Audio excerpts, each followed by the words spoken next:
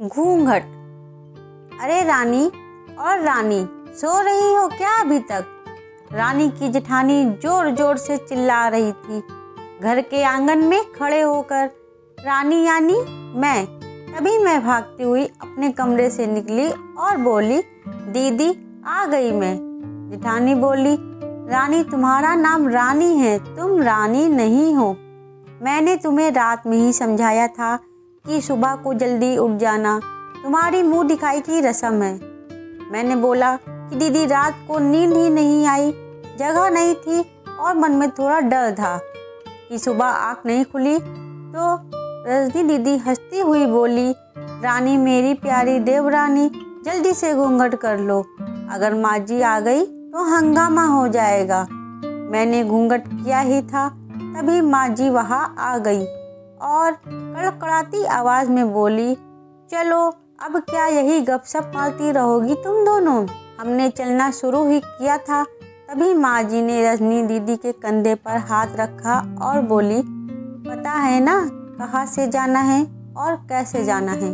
माँ जी ने बोला कि जब भी कोई बड़ा तुम्हारे सामने खड़ा हो तो हमेशा घूंघट में रहना और कम से कम बड़ों के सामने आना और बिना घूंघट के तो कभी नहीं आना। रजनी दीदी कुछ बोली ही नहीं, बस अपना सर हिलाकर हाँ बोल दिया। मैंने भी बस अपना सर हाँ में हिलाया। माँ जी के जाने के बाद मैंने पूछा, रजनी दीदी आप तो स्कॉलर हो और इन सब चीज़ों को कैसे निभाते हो? रजनी दीदी मुस्कुराई और बोली कि मैं थारे जेठ जी से बहुत प्यार करती हूँ, इसलिए अभी तक चुपचाप सब चीज़ें निभा रही हूँ। मैं कुछ नहीं बोली और चुपचाप रजनी दीदी के साथ घर के बाहर वाले कमरे में जाकर बैठ गई। वहाँ एक पड़ोस की आंटी जी बैठी थी। वो बोली कि यह कैसी बहू आई है, ससुर जी सामने खड़े हैं और ये यहाँ बैठी है, मुझे कुछ समझ ही नहीं आया। मतलब? रजनी दीदी बोली कि आंटी जी अभी नई बहू है, यहाँ के रीति रिवाज सीखने में थोड़ा समय लगेगा।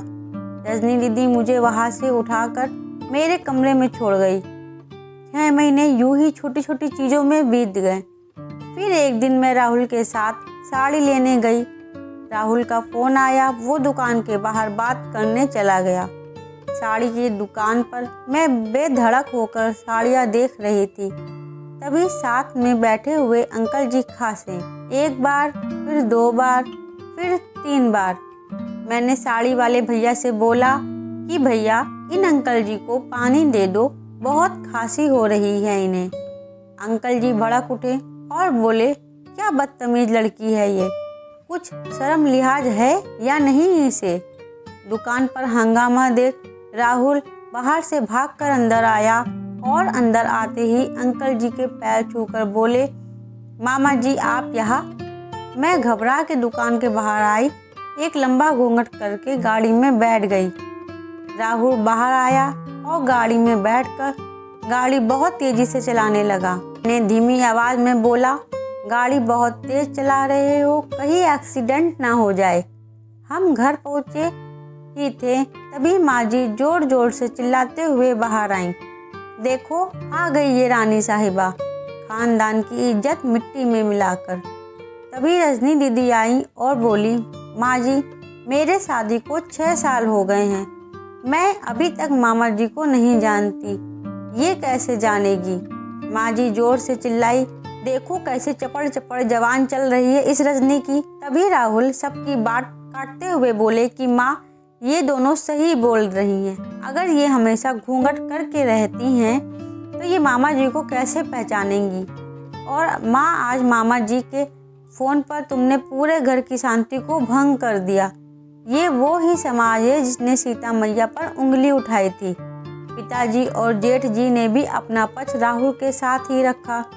माँ जी थोड़ी देर सोचने के बाद वापस रजनी दीदी और मेरे पास आई और बोली कि तुम दोनों को अपनी मर्यादा पता है, मुझे उम्मीद है कि तुम कभी भी मेरा सिर शर्म से नीचे नहीं झुकने दोगी।